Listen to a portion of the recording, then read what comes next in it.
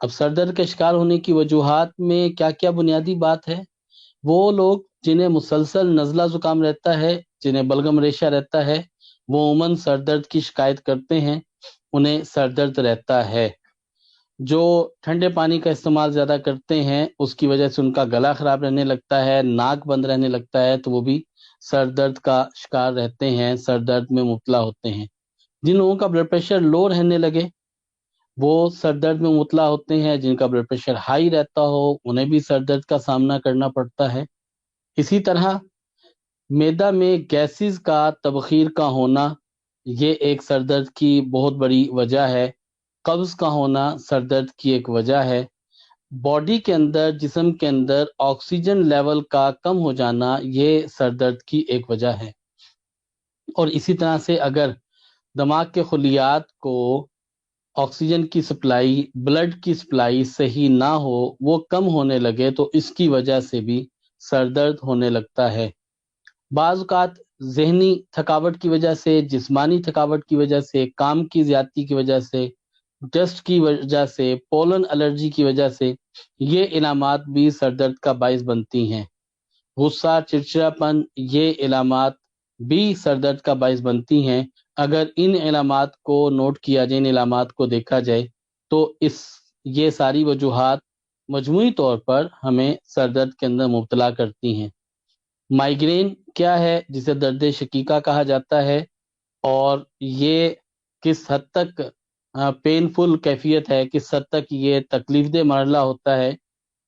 Migraine در حقیقت آدھے سر کے درد کو کہا جاتا ہے یعنی کہ اگر کبھی دائیں طرف آدھے سر میں درد ہوتا ہے بہت شدید، اور کبھی بائیں طرف آدھے سر میں درد ہوتا ہے، اور آدھے سر درد کی نوعیت یہ ہوتی ہے کہ یہ اتنی شدت اختیار کرتا ہے کہ اس کے لیے کوئی ہیوی پین کلر کی ضرورت ہوتی ہے، اور بعض کا ایسا ہوتا ہے کہ کسی خاص قسم کی پین کلر سے فرق پڑتا ہے، عام پین کلر سے اس میں فائدہ نہیں ہوتا۔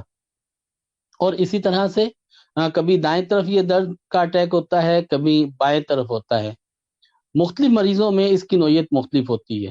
کسی کو 1 مہینے کے بعد سر درد کا اٹیک آتا ہے اور مائیگرین کا اٹیک ہوتا ہے اور شدید ہوتا ہے، اور 6-8 گھنٹے کے بعد شدت پکڑ لیتا ہے، اور مریض کو کسی صورت اس میں فائدہ نہیں ہوتا۔ بعضوں کو ہفتہ میں 1 دفعہ اٹیک ضرور ہوتا ہے، اور پین کلر کے ساتھ ہی انہیں تھوڑا سا ریلیف ملتا ہے۔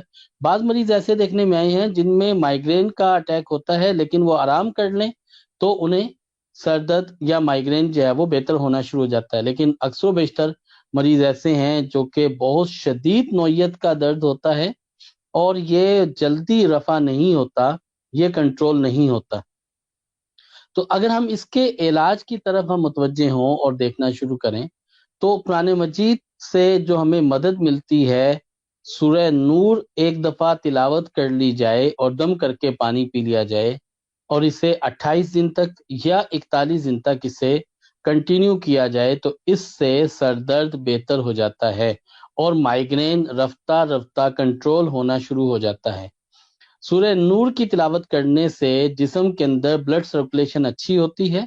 جسم میں خون اگر تھک ہو رہا ہو، اکٹھا ہو رہا ہو، جم رہا ہو، یا وہ گاڑھا ہو رہا ہو، تو اس صورت میں سورہ نور کی تلاوت کرنے سے خون جو ہے وہ پتلا ہونے لگتا ہے، اور اس کے ساتھ پھر ایسپرین کی، بروفین کی، کسی ایسی دوا کی ضرورت نہیں رہتی، اور رفتہ رفتہ برین کے خلیات کے اندر تیزی سے جو آکسیجن لیول کم ہو رہا ہو، بلڈ کی سپلائی کم ہو رہی ہو، سورہ نور کی تلاوت کرنے سے یہ بہتر ہو جاتی ہے اور بلڈ سرکولیشن بہتر ہوتی ہے، اور اس سے مائیگرین پرماننٹ کنٹرول ہونا شروع ہو جاتا ہے۔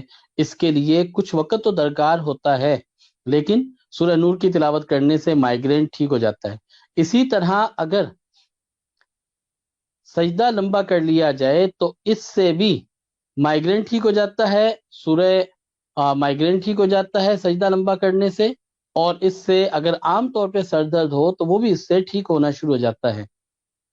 لیکن ایک بات کا خیال رکھنا ہوگا کہ جب مائیگرین کا اٹیک ہو تو ان دنوں میں آپ سجدہ لمبا نہ کریں، بلکہ آپ کو سجدہ لمبا کرنے کی ضرورت اس وقت پیش آئے، یعنی کہ آپ عام روٹین کے دنوں کے اندر جب آپ کو مائیگرین کا اٹیک نہیں ہے، ان دنوں میں اگر آپ جو ہے وہ سجدہ لمبا کرتے ہیں تو اس سے آپ کا رفتہ رفتہ مائگرین ٹھیک ہو جائے گا۔ اس کے ساتھ عام طور پہ اگر سر درد رہتا ہو تو وہ بھی اس سے ٹھیک ہو جاتا ہے۔